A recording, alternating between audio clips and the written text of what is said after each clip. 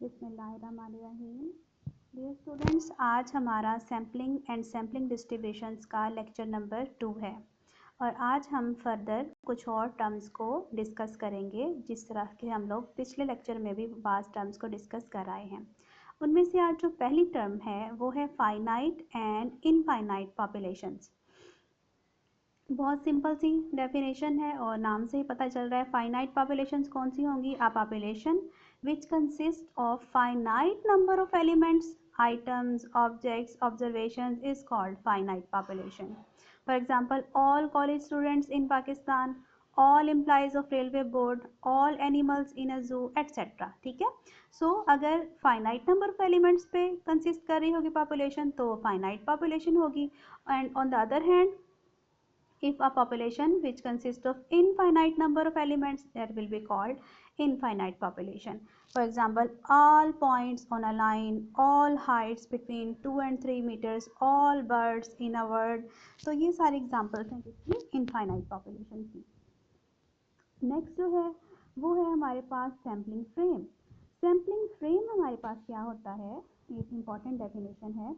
As the members और objects constituting the population are called sampling units. ये हम पिछले लेक्चर में पढ़ आए हैं कि पॉपुलेशन के जितने भी मेंबर्स हैं they are called sampling units. उन सैम्पलिंग यूनिट्स की अगर एक कंप्लीट लिस्ट बनाई जाए या मैप हो उनका, अगर फील्ड्स वगैरह हैं, जोग्राफिकल एरियाज हैं तो उनका मैप बनेगा, कंप्लीट मैप होगा जिसमें वो सारे सैम्पलिंग यूनिट्स आ रहे हों तो उसको क्या कहा जाएगा? That will be called sampling frame. The complete list or map of all sampling units is called sampling frame. For example, a complete list of the names of all students in Government College Bhavana, a list of all households in a city, a map of village showing all fields, etc. Next जो है वो आ जाता है आपके पास sampling design. अब what is a sampling design? Sampling design is a procedure और plan for obtaining a sample from the given population before collecting any data. Population से सैम्पल ड्रॉ करना और उसको ड्रॉ करने के लिए क्या प्रोसीजर होगा, क्या प्लान बनाया जाएगा, ठीक है, उसके क्या स्टेप्स होंगे, इससे पहले कि कोई इंफॉर्मेशन उस सैंपल से ड्रॉ की जाए, कलेक्ट की जाए, ये सारा जो प्रोसीजर होगा, प्लानिंग होगी, that will be called sampling design. A sampling design is a procedure or plan for obtaining a sample from the given population before collecting any data.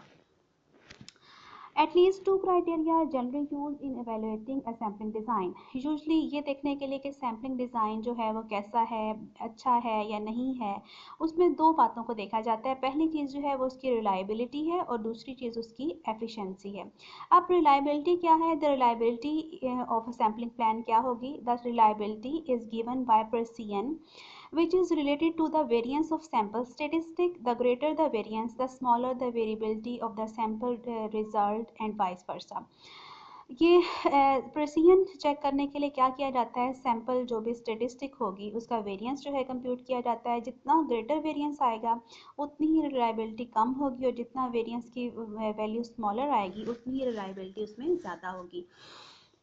Next हम लोग क्वेश्चंस वगैरह भी करेंगे, उससे आपको मजीद इंशाल्लाह ताला इस चीज़ की समझ आ जाएगी किस तरह से हम इसको कंप्यूट करेंगे। द एफिशिएंसी इसी तरह से है। नेक्स्ट चीज़, the efficiency of the sample design is related to the cost of sampling. Efficiency जो है वो सैम्पलिंग की कॉस्ट से रिलेटेड होती है कि सैम्पलिंग करने पे कितनी कॉस्ट आ रही है। ठीक है, a sampling design is considered efficient if the same degree of reliability is obtained at the lowest possible cost.